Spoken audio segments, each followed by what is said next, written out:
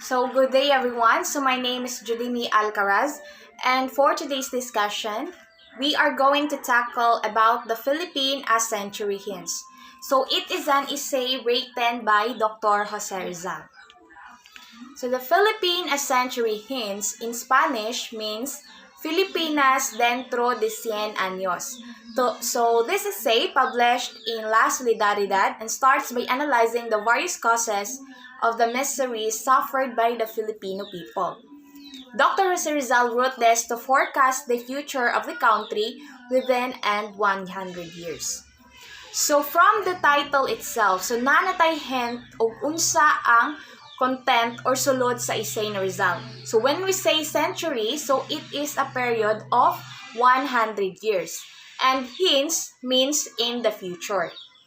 So basically speaking, unsa nakaha ang kahintang sa Pilipinas within or after 100 years. So mao ni ang content ani nga essay, A Century Hence. So kini siya nga essay guys is naay prediction sa Rizal like what would be the situation of the Philippines within 100 years. So would the Philippines remain a colony of Spain? Sakop ba gihapon ta sa Spain or kontrolado ba gihapon ta sa Spain after 100 years? Or would it become independent? Or makakalaya na ba ang Pilipinas mula sa pamamahala ng Spain? Or would it be a colony of another nation? So kini nga mga pangutana is mauni ang tubagon ni Rizal sa iyang gisulat nga essay, The Philippine as Century Hints.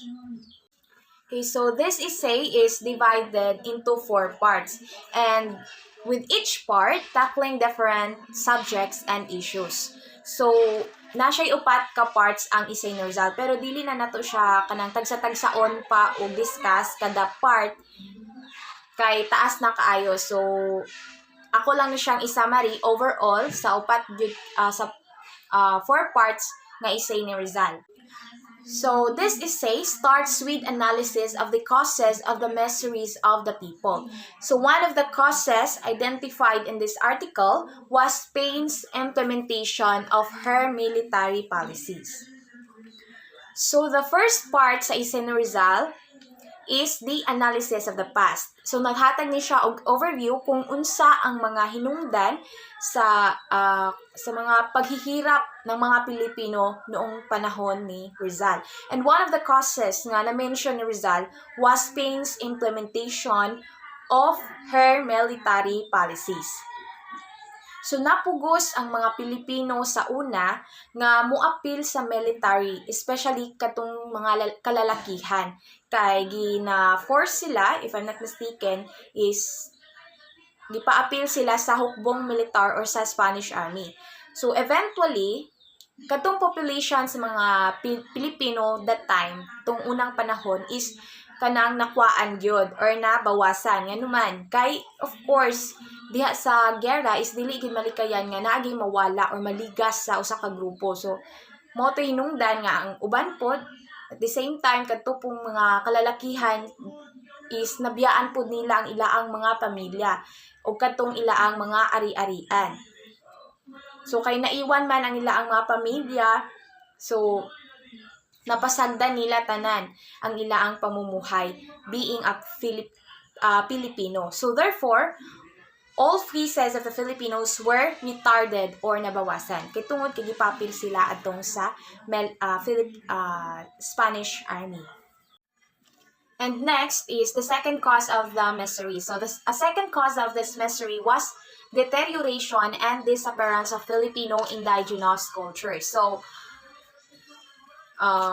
some of our culture and traditions atong unang panahon is nawala or nailisdan. Kay sa giingon na Rizal, when we were colonized by the Spaniards, so ang ways of living ng mga early Filipinos kay nabag-o o ang uban gani is nawala gyud. So of course nagisakop man ta sa bansang Spain, so they implemented their culture, tradition, and even their ways of life dinhi sa Pilipinas. So hangtod karon ma-feel gyapon nato ang presence sa kanang influence sa Spain kay nganuman like kanang natay gihapon gigamit nga mga words like kanang mga guwapo, guwapa, tinidor, kutsara. So kanang nga mga words guys is gikan na siya sa or na-influence ta na sa Spain. So makita gyapon nato ang presence sa pananakop ng Spain hangtod karon. Ug usa pod is kanang sa ato ang mga apelyido. So kanang gikan sa mga salitang Spain. Like katong gi-discuss nato atong una pagyud nga mga meetings, katong giingon ni sir nga like kanang mga Rojas, mga Alcaraz, kunuhay kana. So mao ni sila ang kanang mga some examples of mga Spaniards shore names. So katong ni siya katong policy ni Narciso Claveria nga katong ipa-adapt nila or ihatag nila ang mga Spanish shore names sa mga Pilipino atong unang panahon. And also, ang biggest legacy sa mga Espanyol sa Pilipinas is, of course, ang religion, which is the Christianity. So, sa unang panahon nga wala pa ang pananakop ng Pilipinas, so ang mga tao that time is, ang nila ang ginasimba is katong mga butang nga nakahatag nila og kaayo. Like for example, musimba sila og mga bato, hangin, adlaw, ulan, ginasimbahan na ni sa unang panahon nga wala pa gyud gisakop. So, pag abot na sa mga Spaniards, then again, na-adapt na to nilang mga cultures and even their religion, which is the Christianity.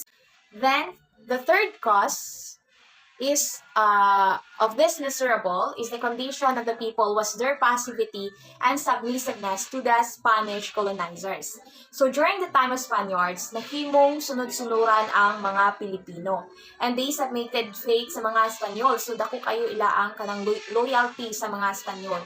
So gani kanang mahadlok sila mo voice out sa ilaang mga problema or sa ilang mga grievances or mga hinanaing kay once nga buhaton na nila, so siguradong kanang pasakitan sila or presoho no posible pa gani nga patyon. So grabe kayo ang ginaulila ang mga Pilipino atong panahona. So ingon ana ka brutal ang mga panghitabo that time. So grabe gyud ang paghihirap ng mga Pilipino atong panahon. Panahon patyon. So grabe gyud kayo ang paghihirap sa mga Pilipino atong unang panahon. The question then arises as to what had awakened the hearts and opened the minds of the Filipino people with regards to their plight. So eventually, the natives realized that such oppression in their society by foreign colonizers must no longer be tolerated. So Filipinos became aware that they were distinct people. So for the first time, they had to come to realize that the colonial policies and its conditions could no longer be condemned or dili na katanggap-tanggap. So, mura siya wake-up call sa mga Pilipino that time nga nakaana sila og dili man sakto ang kanang gibuhat sa mga Espanyol. Ugani giingon ni Rizal sa iyang essay nga dili kanunay ingon ani. So, the many years and centuries of kanang brutalization eventually awakened the Filipinos. So, ingin siya nga hinay-hinay ma-realize sa mga Pilipino nga makaana sila nga ay kay time sa kanang sobra na gid kaayo ang ila ang gihimo sa tua gani na kanang daghan na kay tag namatayan fighting their war, sustaining their economy with their labor. Dayon ang isukli ra sa atua sa mga Espanyol is pasakitan ta ug padayon nga abusaran. So mao to they accumulated all their grievances against the Spaniards. Mao sa mga Pilipino, which eventually lead them to the rise of revolution. So ang ilang mga na-experience sa Spanish administration, it became their motivation to fight the Spaniards. Ug ingon pod si Rizal nga walay laing hinungdan ani kundi pang-aabuso ra pod sa mga Kastila. Next is another question nga gi-raise ni Rizal sa iya ang essay was, could Spain prevent the progress of the Philippines? So mapipigilan pa kaya ng Spain ang pag-develop or pag-angat or pag-progress sa Pilipinas? So if ang Spain decide to do so what could they possibly do? So kung kaya ngang pigilan ng mga Espanya ang pag-progress ng Pilipinas, unsa kaha ang mga posible nga mga butang nga pwede nilang himuon para ma-prevent nila ang pag-progress sa Pilipinas? So naa diri tulo ka buok. First is keep the people ignorant. Second, keep the people in poverty. Third, exterminate the Filipino race. So okay, so tan-aw nato kung unsaon ni pagtubag ni Rizal. So ang una, is keeping the people ignorant failed. Why?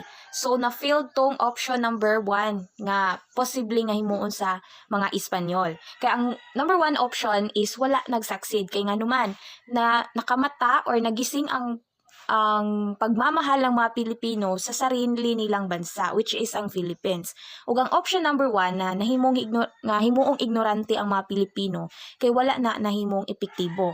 Kay bisag na ay mga discrimination sa una sa mga eskwelahan, gani ang mga Pilipino that time nga nag-eskwela is tawag nilang mga Indio, pero wala na siya nahimong babag nga muundang ang mga illustrados that time. Kini mga illustrados is mao ni silang mga writers, mga artists o kadtong mga naka-eskwela or mga the enlightened ones.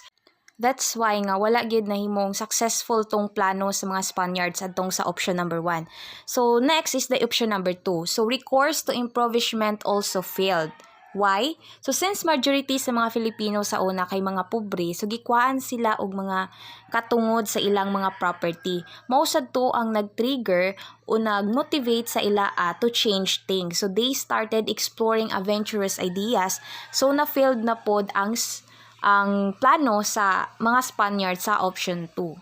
So sa number 3 unsa pud kaha ang ilaang plano kung na successful ba sad ang plano sa mga Spaniards against Philippines. So next, number 3 is the extermination of the people as an alternative to hindering progress was an impossibility according to Rizal. Nga naman, so the people had survived in spite of the wars they had engaged in and the epidemics that had plagued society.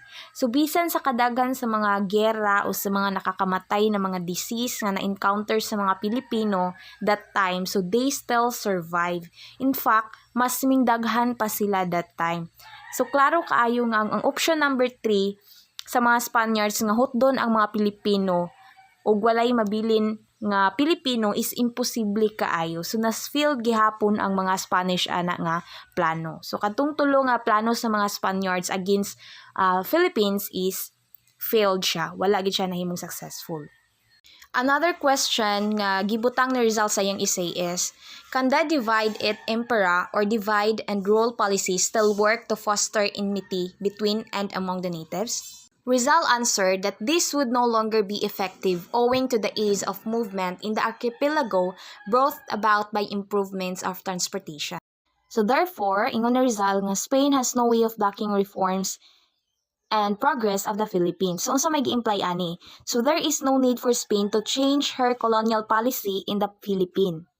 So ang Spain ang mag-a-adjust dili ang Pilipinas. So kinahanglan nga bag-uhon ni Spain ang iyang pamamalakad sa Pilipinas. Mao na ingon ni Rizal. And another thing is the policy should be compatible with the needs of the people, dili lang sa Espanyol but also sa Pilipino. Rizal's essay centered on the reforms and political changes needed for the Philippines to remain under Spanish rule. And nevertheless, he stressed that reforms have to be initiated by the government for them to be peaceful and effective. So kadtong essay nga The Philippine a Century Hence, kini nga essay kay nakafocus siya sa mga reforms and political changes. So mauni ang mga reforms nga nahisgutan ni Rizal sa iyang essay na dapat nga i-implement sa Spain adtong una. So first is the freedom of the priests in the country, representation of the Filipinos in the Spanish Cortes, granting of Spanish citizenship to the people, filling of government positions through competitive examinations, and reforms in commerce, agriculture, and education, and greater security for the individual and other reforms. Then next, another question of Rizal is, which colonizing power will replace Spain? Will it be a European power or an Asian power? Rizal answered that if Spain will not be replaced either by a European or an Asian power, which country then will be interested in what Spain has to give up? So to Rizal, this country is none other than the United States of America. What Rizal envisioned in this essay came true. So the Americans entered the Philippines and wrestled from Spain the control of the Philippines. Nationalism eventually thrived and many of the predictions of Rizal came true. So, grabe no, na ang mga predictions ni Rizal ani pagsulat niya ani is na tinuod yun. Kay the country become independent after 3 centuries of abusive Spanish rule and 5 decades under the Americans. So, natinuod yun ang predictions ni Rizal. They say the Philippines a century hence is irrelevant today as it was when it was written over a century ago. So alongside of Noli Me Tangere and El Filibusterismo, Rizal shares why we must focus on strengthening the most important backbone of the country, our values, mindsets, and all the beliefs that had shaped our sense of national identity. Additionally, the essay serves as a reminder that we Filipinos are historically persevering and strong-minded people. Okay, so dito nagtatapos ang ating discussion, which is the Philippine a century hence. So again, my name is Judimi Alcoraz and thank you for listening and God bless us all.